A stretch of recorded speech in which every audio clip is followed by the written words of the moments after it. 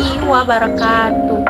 Hai teman semua, selamat datang kembali bersama saya Fitriani Abdullah dengan nomor pokok mahasiswa atau NPM 022724111047. Pada video akhir pembelajaran kali ini, teman-teman, kita akan memasuki bagian yang sangat penting dan menarik, yaitu seri pembelajaran dari ekonomi syariah.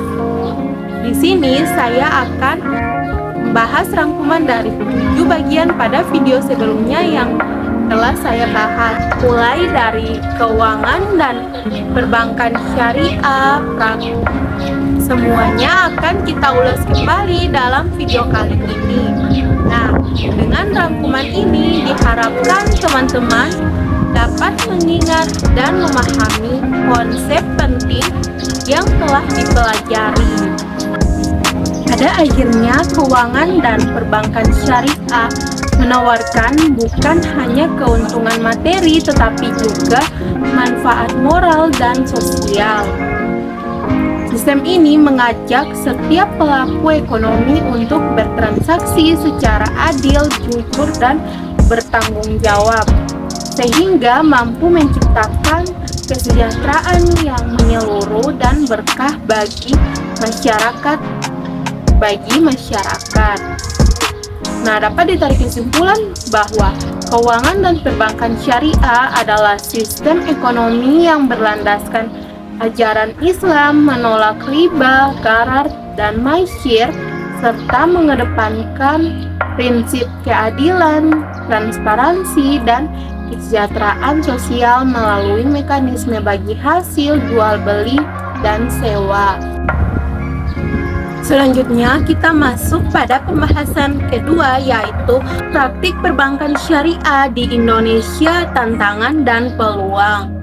Praktik perbankan syariah di Indonesia merupakan bagian dari perkembangan ekonomi nasional yang menunjukkan pertumbuhan signifikan dalam 2 dekade terakhir.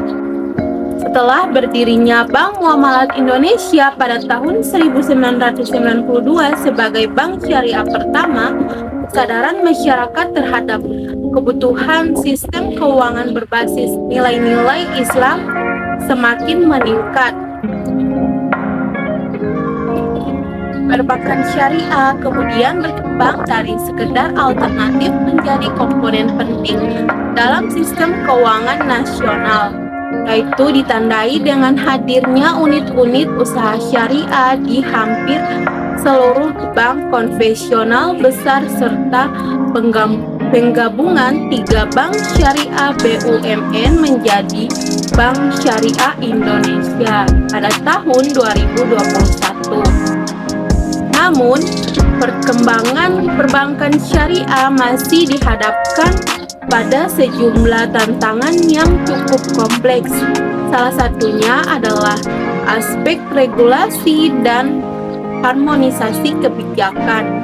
Walaupun telah memiliki landasan hukum melalui Undang-Undang Nomor 21 Tahun 2008 tentang Perbankan Syariah, implementasinya belum sepenuhnya selaras dengan prinsip syariah karena masih banyak aturan turunan yang mengacu pada sistem konvensional, termasuk dalam perpajakan, standar akuntansi, dan struktur pengawasan. Selain itu, tingkat literasi masyarakat mengenai sistem perbankan syariah masih rendah, sehingga banyak yang beranggapan bahwa bank syariah tidak berbeda dengan bank konvensional selain penggunaan istilah Arab. Tantangan lain muncul dari persaingan ketat dengan bank konvensional yang memiliki jaringan luas, modal besar, dan tingkat digitalisasi yang lebih maju, sehingga bank syariah perlu berupaya keras untuk meningkatkan efisiensi dan kualitas pelayanan. Meski menghadapi tantangan tersebut, perbankan syariah memiliki peluang besar untuk terus berkembang dan berkontribusi lebih besar terhadap ekonomi nasional. Peluang juga terbuka luas melalui pengembangan instrumen keuangan inovatif seperti wakaf produktif, sukuk retail, fintech syariah, dan integrasi ekosistem ekonomi halal. Nah, dengan memaksimalkan potensi pasar, meningkatkan kualitas SDM, memperkuat regulasi yang adaptif, serta mempercepat inovasi digital, perbankan syariah berpeluang besar menjadi pilar utama yang mendukung pertumbuhan ekonomi yang inklusif, stabil, dan berkeadilan, sekaligus menjadikan Indonesia pusat keuangan syariah terkemuka di dunia. Nah, dari penjelasan tadi saya dapat ditarik kesimpulan bahwa perbankan syariah di Indonesia terus berkembang pesat dan memiliki potensi besar sebagai sistem keuangan yang adil dan berkelanjutan. Selanjutnya masuk pada pembahasan ketiga, yaitu optimalisasi infrastruktur dalam industri perbankan syariah di era digital. Optimalisasi infrastruktur menjadi langkah strategis yang penting bagi industri perbankan syariah di era digital. Perkembangan teknologi telah mengubah cara masyarakat melakukan aktivitas keuangan dari yang sebelumnya harus dilakukan secara manual dan datang langsung ke bank, kini dapat diakses melalui smartphone dengan cepat dan praktis. Nah, agar mampu bersaing dengan bank konvensional dan memenuhi kebutuhan nasabah modern, bank syariah perlu memaksimalkan infrastruktur teknologi seperti core banking system, jaringan server, dan database digital, layanan mobile banking, serta keamanan siber yang kuat untuk menjaga kerahasiaan dan keamanan data nasabah. Optimalisasi ini tidak hanya meningkatkan kecepatan, efisiensi, dan kenyamanan layanan, tetapi juga memperkuat kepercayaan masyarakat dan mendorong inklusi keuangan, terutama di wilayah yang belum memiliki akses fisik kantor cabang.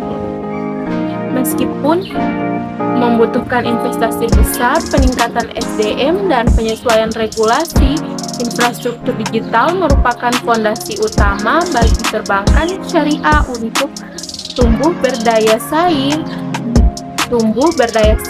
modern, dan tetap sesuai prinsip-prinsip syariah. Nah, dengan demikian, transformasi digital bukan sekedar mengikuti tren, tetapi menjadi kunci membangun masa depan perbankan syariah yang transparan, aman, serta berkelanjutan. Kemudian kita masuk pada pembahasan keempat, yaitu peran lembaga keuangan dan industri pendukung dalam pengembangan perbankan syariah. Perbankan syariah merupakan salah satu pilar penting dalam sistem keuangan modern yang berlandaskan nilai-nilai Islam. Prinsip dasarnya berakar pada larangan riba atau bunga, gharar atau ketidakjelasan, dan maisir atau spekulasi, serta berorientasi pada keadilan, transparansi, dan keberkahan dalam setiap transaksi. Tujuan utamanya bukan semata mencari keuntungan, melainkan menciptakan keseimbangan antara aspek ekonomi, sosial, dan moral.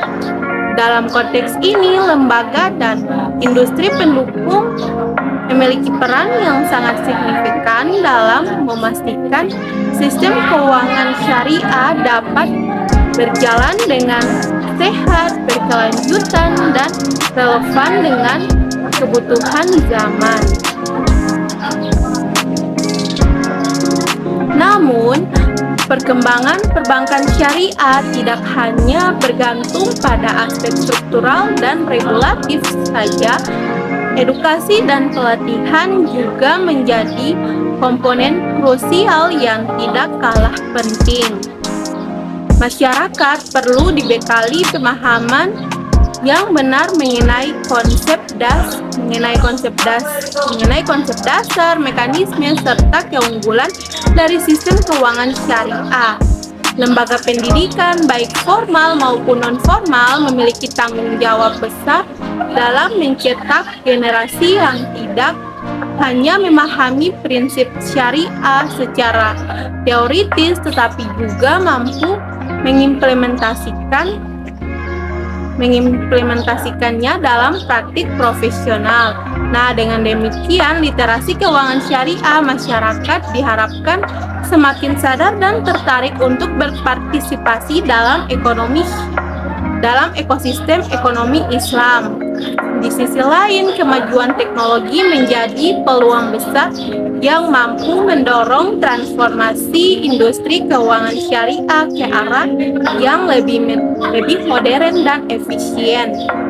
Teknologi finansial atau fintech telah membuka akses layanan keuangan syariah kepada masyarakat luas, bahkan hingga ke pelosok daerah. Melalui investasi seperti mobile banking, e-wallet syariah, crowdfunding halal, serta integrasi sistem berbasis blockchain dan AI, bank syariah kini dapat memberikan layanan yang lebih cepat, transparan, dan aman. Dengan semua aspek tersebut, jelas bahwa pengembangan perbankan syariah tidak bisa berjalan sendiri. Dia membutuhkan dukungan ekosistem yang komprehensif, mulai dari kebijakan yang berpihak, sumber daya manusia yang kompeten, lembaga pendukung yang inovatif, hingga adopsi teknologi yang berlandaskan nilai-nilai Islam. Bila seluruh elemen ini bersinergi, maka perbankan syariah bukan hanya akan menjadi alternatif dari sistem konvensional, tetapi justru menjadi model keuangan masa depan, yaitu sistem yang modern, inklusif, berkeadilan, dan membawa keberkahan bagi seluruh umat. Kita masuk pada pembahasan kelima, yaitu transformasi peran Bank Indonesia setelah kehadiran Otoritas Jasa Keuangan. Transformasi peran Bank Indonesia atau BI setelah kehadiran Otoritas Jasa Keuangan atau OJK merupakan fase penting dalam restrukturisasi tata kelola sektor keuangan nasional. Sejak OJK mengambil alih fungsi pengawasan mikroprudensial pada tahun 2011, BI harus menata ulang fokus kerjanya agar tetap mampu menjaga stabilitas moneter dan ketahanan sistem keuangan. Perubahan ini tidak bersifat kosmetik, namun ia menuntut BI untuk memperkuat mandat inti sebagai bank sentral, meningkatkan integrasi kebijakan, serta membangun koordinasi yang lebih solid dengan OJK. Dari sisi sejarah, BI awalnya memiliki peran ganda, yaitu melaksanakan kebijakan moneter sekaligus mengawasi perbankan. Namun, kompleksitas sistem keuangan modern dan kebutuhan perlindungan konsumen mendorong pembentukan OJK. Dengan demikian, BI mengalami reposisi kelembagaan. Kini BI lebih berfokus pada pengendalian inflasi, stabilitas nilai tukar, kelancaran sistem pembayaran, serta penguatan stabilitas makroprudensial. Pergeseran fungsi ini memaksa BI untuk memperkuat pendekatan analitis dan meningkatkan kemampuan memetakan risiko sistematik. Koordinasi antara BI dan OJK menjadi kunci kerjasama dalam forum seperti KSSK atau Komite Stabilitas Sistem Keuangan, yaitu memastikan kebijakan moneter, pengaturan makroprudensial, dan pengawasan mikroprudensial tidak berjalan sendiri-sendiri. Tanpa adanya koordinasi tersebut, kebijakan dapat saling bertabrakan. Sebagai contohnya, BI dapat menurunkan suku bunga untuk mendorong likuiditas, tetapi jika OJK mengetatkan aturan kredit secara drastis, tujuan moneter tidak akan tercapai.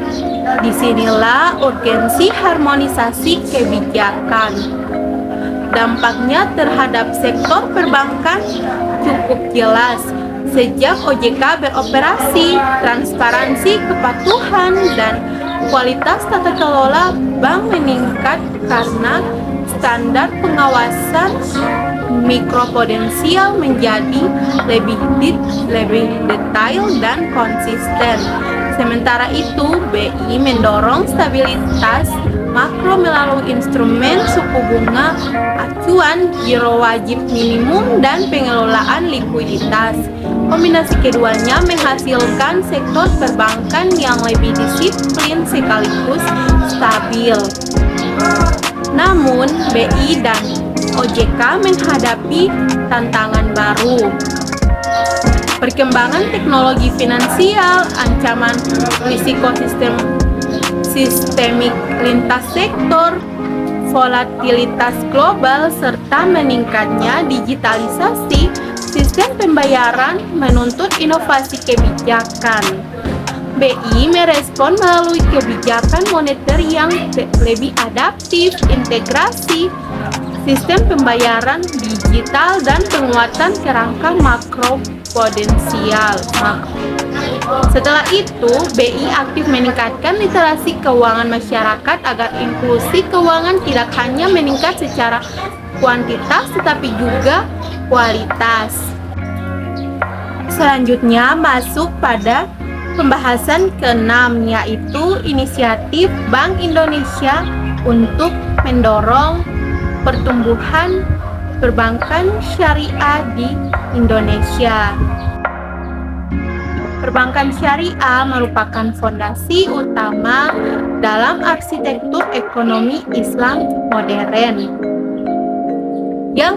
yang menempatkan nilai moral, keadilan distributif, dan kemitraan sebagai prinsip dasar. Penolakannya terhadap riba, gharar, dan maisir bukan sekedar larangan normatif, tapi juga respons terhadap distorsi ekonomi yang sering muncul dalam sistem keuangan konvensional, seperti spekulasi berlebihan, ketimpangan distribusi kekayaan, dan dominasi sektor non-real. Dengan demikian, perbankan syariah membawa paradigma ekonomi yang lebih etis dan berorientasi pada sektor real. Dalam konteks Indonesia, sistem ini tidak lagi dipandang sebagai pelengkap, melainkan instrumen strategis yang mampu mendukung stabilitas keuangan nasional sekaligus memperluas inklusi ekonomi bagi seluruh lapisan masyarakat. Dalam kerangka pengembangan nasional, Bank Indonesia memainkan peran kunci sebagai otoritas penggerak. BI tidak sekedar menetapkan regulasi tetapi juga merancang roadmap yang komprehensif sebagai pedoman jangka panjang penguatan industri keuangan syariah. Roadmap tersebut mencakup aspek fundamental seperti penyempurnaan regulasi yang adaptif, penguatan infrastruktur perbankan digital, peningkatan kualitas SDM yang memiliki kompetensi fikih, muamalah, dan keuangan modern, serta peningkatan literasi publik. Pendekatan ini mencerminkan komitmen BI untuk membangun ekosistem keuangan syariah yang tidak hanya patuh syariah tetapi juga kompetitif dalam landscape global. BI juga mengintegrasikan teknologi digital seperti implementasi kris syariah sebagai langkah strategis untuk memperluas akses layanan keuangan dan menjawab kebutuhan masyarakat yang semakin digital safe. Program strategis BI juga diarahkan untuk memberdayakan sektor UMKM yang menjadi motor utama perekonomian nasional. Pembiayaan berbasis akad seperti mudharabah dan musyarakah didorong untuk menciptakan model kerjasama yang lebih adil karena risiko dan keuntungan dibagi secara proporsional. Di samping itu, BI menyelenggarakan berbagai inisiatif literasi dan kampanye publik melalui kegiatan besar seperti Indonesia Syariah Economic Festival atau ISEF dan Festival Ekonomi Syariah atau FESYA. Kegiatan ini bukan sekedar seremoni tetapi platform kolaboratif untuk mempertemukan regulator, pelaku usaha, akademisi, dan masyarakat dalam memperluas pemahaman dan eksposur terhadap ekonomi syariah. Kolaborasi BI dengan fintech pun menjadi titik penting dalam membuka akses bagi masyarakat yang sebelumnya tidak terjangkau oleh layanan perbankan formal. Namun, perkembangan ini tidak terlepas dari sejumlah tantangan struktural. Persaingan dengan bank konvensional masih dominan karena perbedaan skala aset, tingkat literasi masyarakat mengenai prinsip syariah masih rendah, dan kemampuan teknologi sebagian literasi keuangan syariah masih tertinggal. Tantangan lain adalah keterbatasan SDM yang benar-benar menguasai integrasi antara fikih muamalah dan praktik keuangan modern. Disinilah BI mengambil posisi sebagai katalis utama, mendorong transformasi digital, peningkatan kompetensi tenaga kerja melalui pelatihan bersertifikasi serta percepatan inovasi produk agar mampu bersaing dengan produk konvensional. Tanpa diferensiasi produk dan percepatan inovasi, perbankan syariah berpotensi terjebak dalam imitasi produk dan tidak mampu membangun nilai tawar yang kuat di pasar.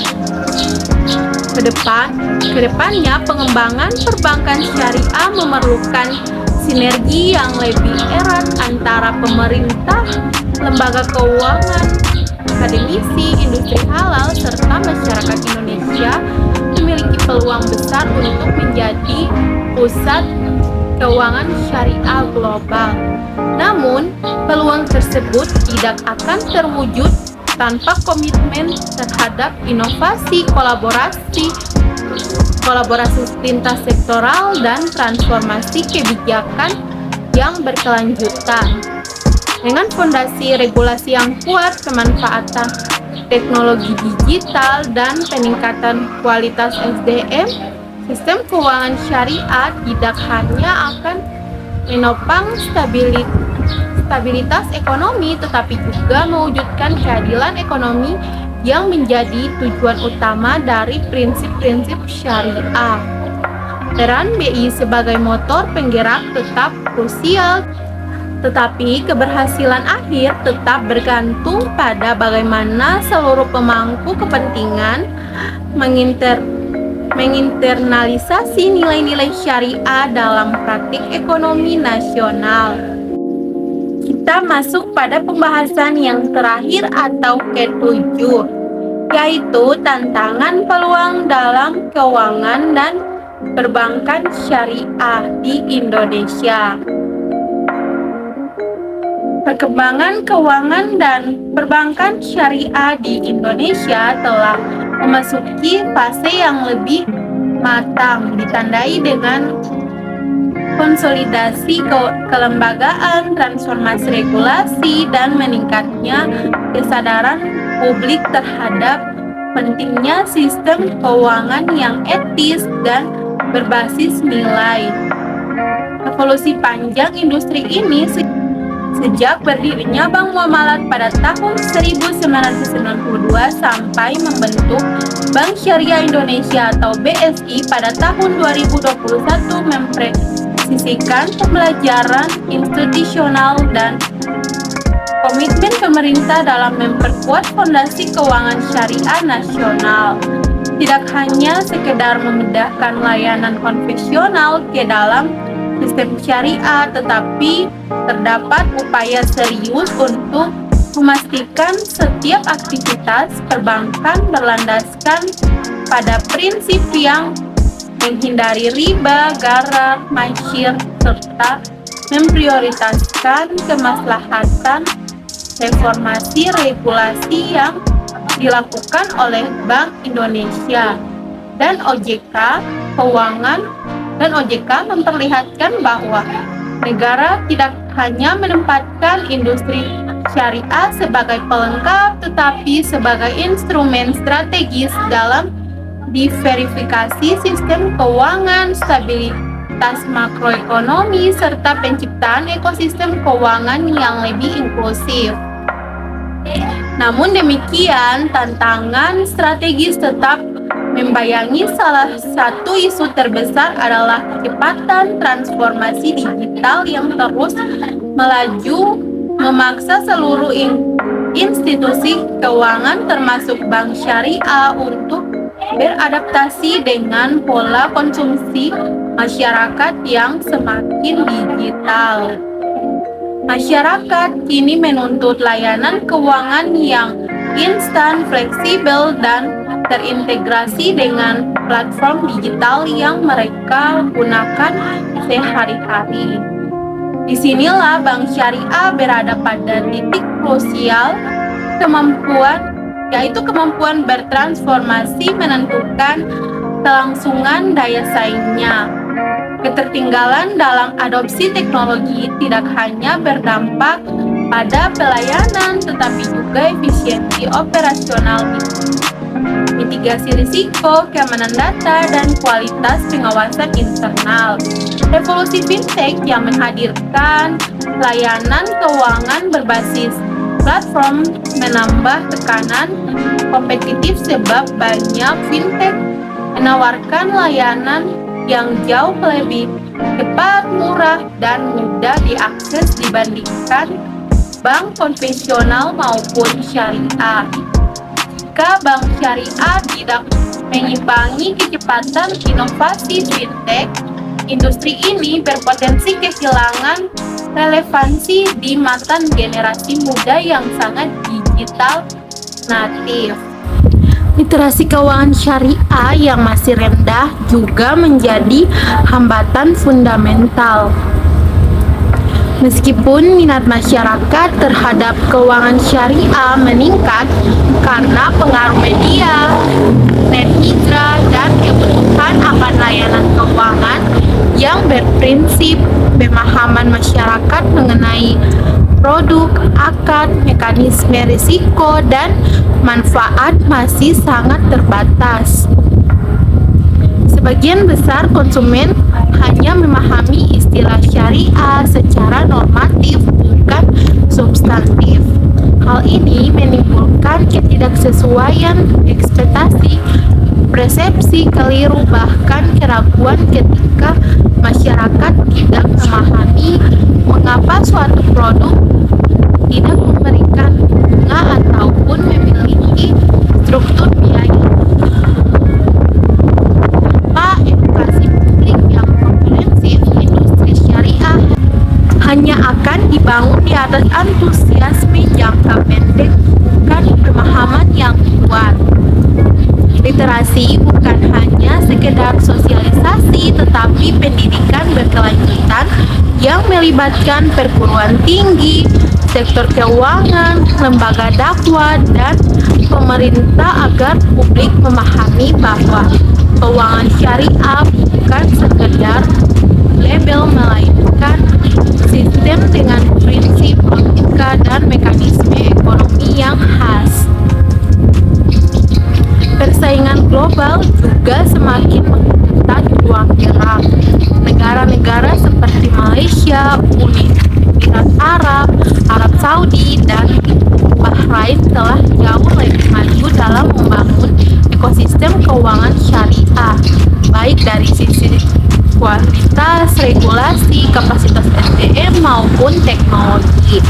Indonesia memiliki potensi yang sangat besar sebagai negara dengan populasi muslim terbesar di dunia. Namun, potensi itu tidak otomatis menjadi keunggulan kompetitif. Diperlukan reformasi menyeluruh yang mencakup penguatan governance, peningkatan efisiensi standar audit syariah yang lebih ketat, harmonisasi regulasi antara BI, OJK, dan DSN, MUI, serta percepatan digitalisasi. Selain itu, Indonesia perlu membangun dukungan kelembagaan yang lebih kuat melalui pusat riset, lembaga sertifikasi profesional, serta inkubator industri halal agar tidak sekedar menjadi pasar, tetapi produsen utama layanan keuangan syariah global. Tanpa perbaikan struktural ini, industri keuangan syariah Indonesia akan terus tertinggal dan sulit masuk ke dalam rantai nilai global. Meskipun menghadapi berbagai tantangan, peluang pertumbuhan industri keuangan syariah sebenarnya sangat besar. Struktur demografi Indonesia didominasi generasi muda yang memiliki kecenderungan kuat untuk mencari produk keuangan yang etis, aman, dan transparan.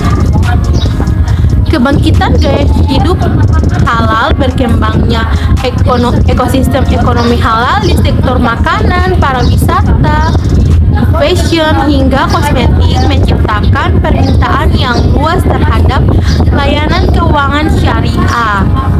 Selain itu, pemerintah secara aktif mendorong penguatan industri syariah melalui Komite Nasional Ekonomi dan Keuangan Syariah atau KNEX, program pembiayaan UMKM syariah, dan akselerasi industri halal. Ini menjadi momentum emas yang harus dimanfaatkan oleh bank syariah untuk memperluas segmen pasar dan memperkuat posisi kompetitif. Kesimpulannya, secara keseluruhan, keuangan dan perbankan syariah di Indonesia merupakan sistem ekonomi berbasis ajaran Islam yang menolak riba, gharar, dan maisir, serta menjunjung keadilan, transparansi, dan kesejahteraan sosial.